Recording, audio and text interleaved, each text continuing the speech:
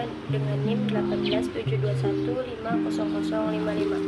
Di video kali ini saya akan menjawab soal ujian akhir semester mata kuliah Teori Ekonomi Makro.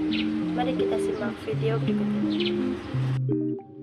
Soalnya yaitu bagaimana terkait berita yang sedang beredar bahwa akan terancamnya perekonomian dunia, kasusnya di Indonesia pada tahun 2023. Jelaskan apa yang harus dilakukan oleh pemerintah dana pada sikap saudara sebagai rakyat biasa. Yang pertama ada cash is king atau memelihara aset.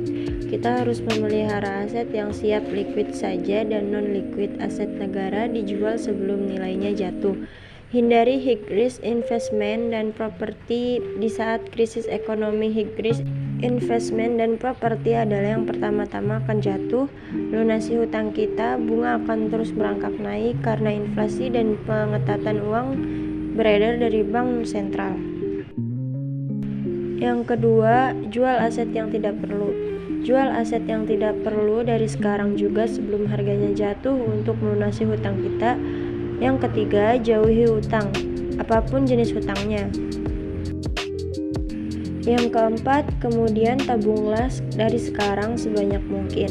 Kebutuhan kita dan keluarga kita selama 1 tahun, kita tidak akan tahu seberapa lama winter kali ini pada krisis 2023 kali ini. Pengamat ekonomi memperkirakan setidaknya 3 tahun untuk recovery penyembuhan ekonominya. Akan terjadi PHK besar-besaran terjadi. Banyak resiko pendapatan akan tetap hilang. Selanjutnya yang kelima, lindungi diri kita dan keluarga. Lindungi diri kita dan keluarga dengan asuransi kesehatan dan asuransi jiwa. Kemudian letakkan uang kita di emas karena logam mulia adalah aset. Efisiensikan pengeluaran. Selanjutnya yang keenam, hemat apa yang bisa dihemat. Hemat apa yang bisa dihemat dari operational expenses dan gaya hidup. Jangan menangkap pisau jatuh. Akan mulai bermunculan aset-aset murah karena owner butuh uang atau harga saham murah juga.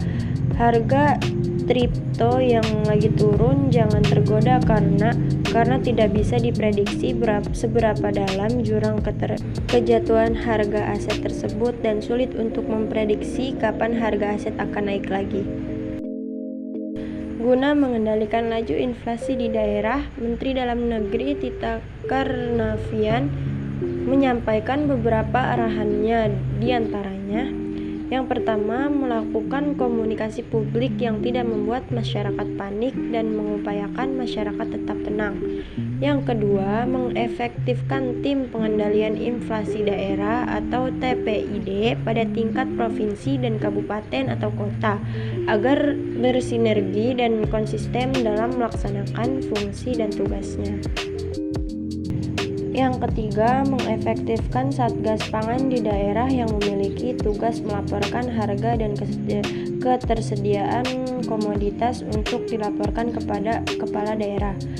Selanjutnya, secara berjenjang dilaporkan kepada Kemendagri dan mengecek langsung ke lapangan terkait harga dan ketersediaan komoditas, termasuk masalah yang terjadi atau suplai atau distribusi. Yang keempat, BBM subsidi tepat sasaran ke masyarakat tidak mampu. Untuk masyarakat miskin karena 80% dari 502 triliun subsidi BBM tidak tepat sasaran, sehingga perlu pengawasan oleh Pemda dan bantuan pengawasan dari penegak hukum. Yang kelima, laksanakan gerakan penghemat energi seperti mematikan lampu yang tidak perlu di siang hari.